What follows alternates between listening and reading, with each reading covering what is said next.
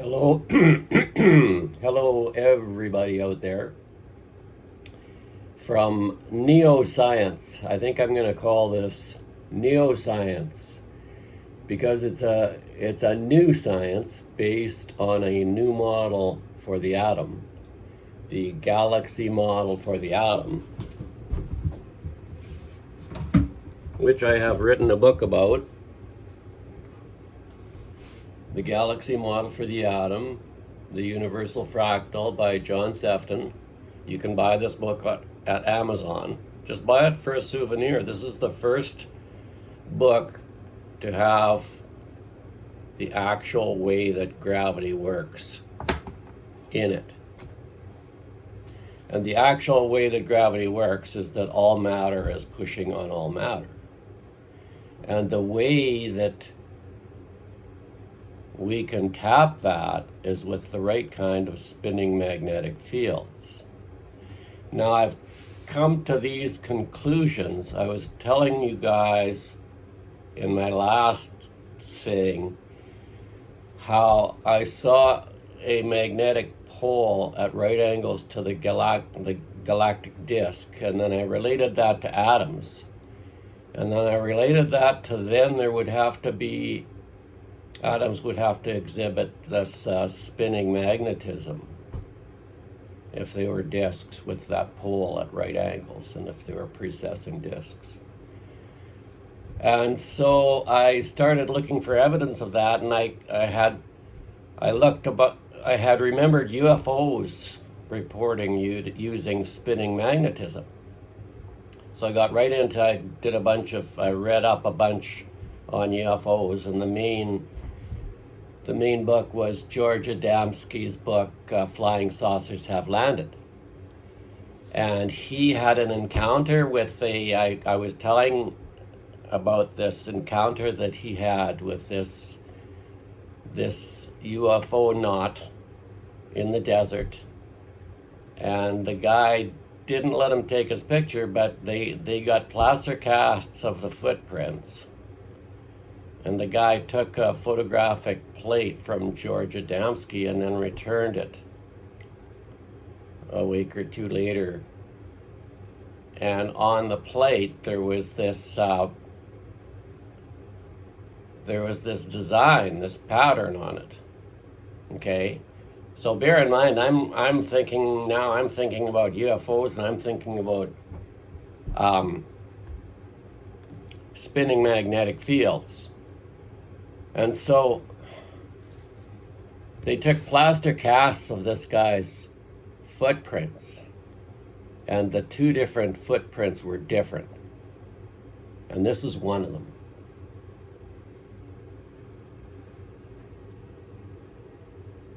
And you see that it's a flying saucer type shape.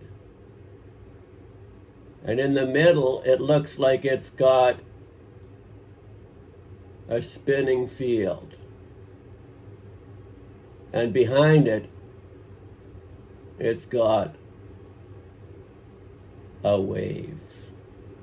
So it's a UFO using a spinning magnetic field and being pushed by gravity. Okay, so that was encouraging, to say the least.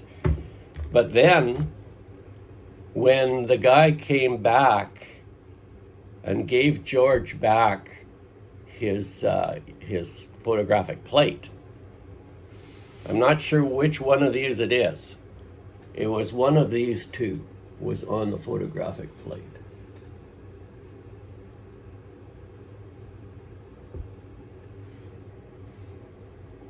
So you see again the saucer-like shape and the spinning field in it. And then all of those marks. And some of the marks are the same on both pictures. Exactly the same. One of the pictures has a lot more. But the two discs are very similar. And the spinning field symbol is very similar. Now, George Adamski was given one of those two by the UFO knot on his photographic plate. And so when he published his next version of his book in 1964, he had another printing of his book, and he included, in his first printing of his book, he included this picture that the UFO naut had given him, and the picture of the bottom, the plaster casts, the design on the plaster casts. So a fellow named Marcel Homet saw the book and saw the design. And Marcel Homet was digging up petroglyphs in Brazil of a 20,000-year-old culture that, from their petroglyphs and everything, they had traffic with people from the sky. They showed communicating with beings coming from the sky. And Marcel Homet dug up a petroglyph, and on the petroglyph was one of those two designs. I'm not sure which one. And it was so similar to what Adamski had in his book that Marcel Homet got a hold of George Adamski and said, "Hey, look at this, look what I dug up in Brazil." And George Adamski put it in the next book in 1964 when he published his next version of Flying Saucers Have Landed.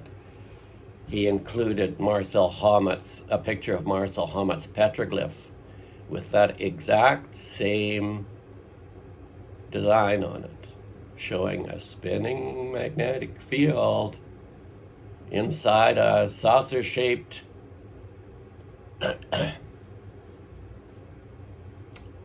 what looks like a saucer, what looks like a flying saucer, with what looks like a wave behind it. And so when I saw this, and I had been looking for evidence that spinning magnetic fields might have something to do with atoms, that was like pretty convincing. Like that's apparently what these designs are trying to show us. And George Adamski's book. So then the CIA came down really heavy on George Adamski and was painting him to be a liar and a hoaxer and the lowest of the low. And poor George just kind of withered away. And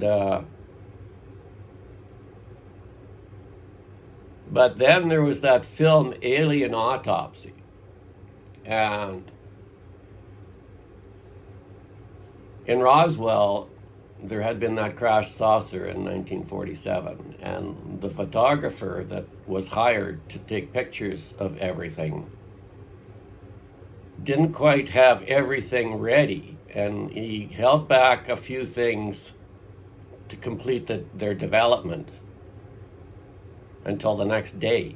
Well, when he went back the next day to give the rest of his films to the government that was cleaning up this Roswell thing, everybody was gone and nobody knew anything about anything, and there was nobody to take his films. And so he put them in his attic for 30, 40 years, whatever.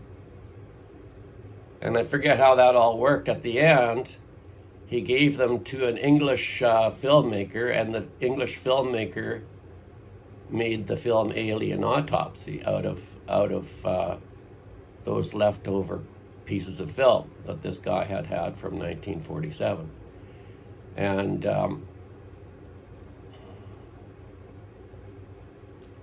so the government, the CIA, the black government, took all of the Roswell stuff and then just battened it right down. And not only battened it right down, they debunked George Adamski really hard and made him look like he was making everything up and that he was a liar. And then when this English filmmaker made Alien Autopsy, the CIA came right to him and said that they insisted that he make it known that it was a hoax and that they had hoaxed the film, or else. And the filmmaker then put it out that, oh yeah, they had just gone down and got a couple of joints from the butcher and used some makeup to do the film. It was kind of like it was so ridiculous, but that's what they then said, oh yeah, it was a hoax. We went to the butcher and we used a couple of joints from. If you've ever seen that film, I've done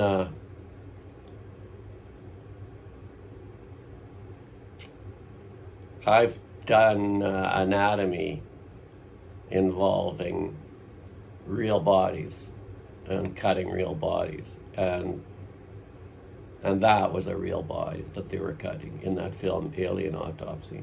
That was a real body that was being cut up. But anyway,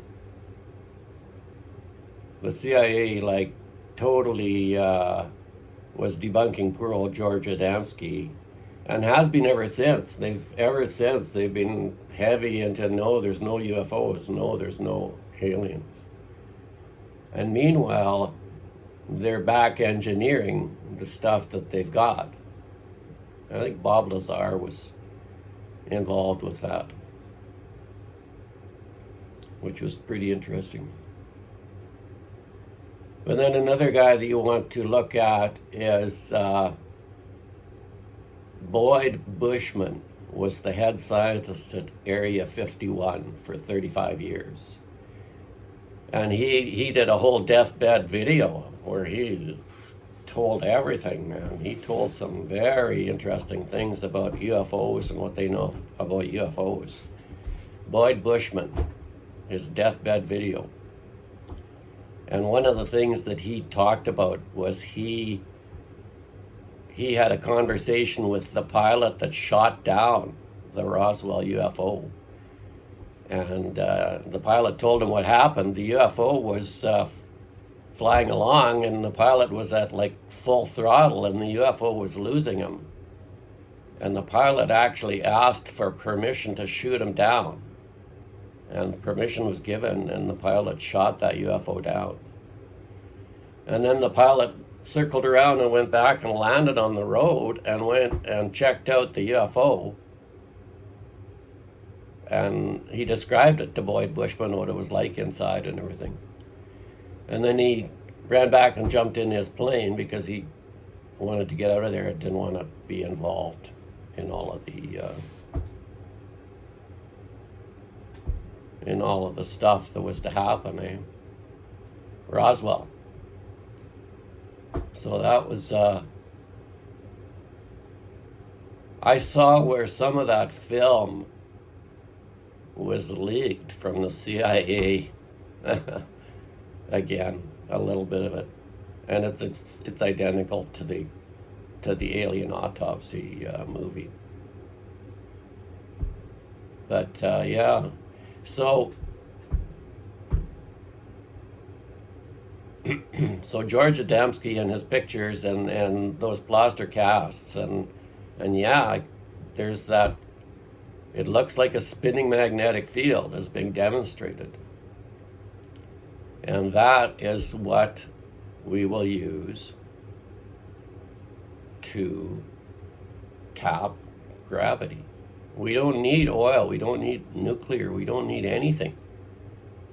There's so much energy coming towards us from all directions. So much energy is coming towards us from all directions, from all of the other matter in space, and that's how gravity works. And when we learn how to how to vibrate our matter in ways that it can ignore gravity from certain directions, or in ways that we can just tap gravity. We can. Get my book, The Galaxy Model for the Atom, by John Sefton, a universal fractal. You can get it at Amazon. Or if you can somehow get a hold of me, I'll send you a signed copy for $30. I'll wrap it up and send it to you anywhere in North America for $30. I don't know how much it would be for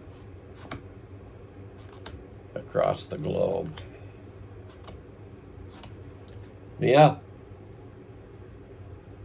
So interesting, that George Adamski stuff and the CIA stuff and spinning magnetic fields and those spinning saucers, and they're doing stuff with spinning magnets right now where they're able to elevate magnets that are spinning. So we're on the edge of this. We can, I'd love to play with the gravity thing, because it's our way out.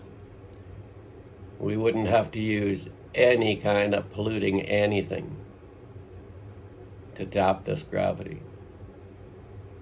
It would be sweet. Anyway, everybody, you guys have a good day. I'm going to be heading into town today.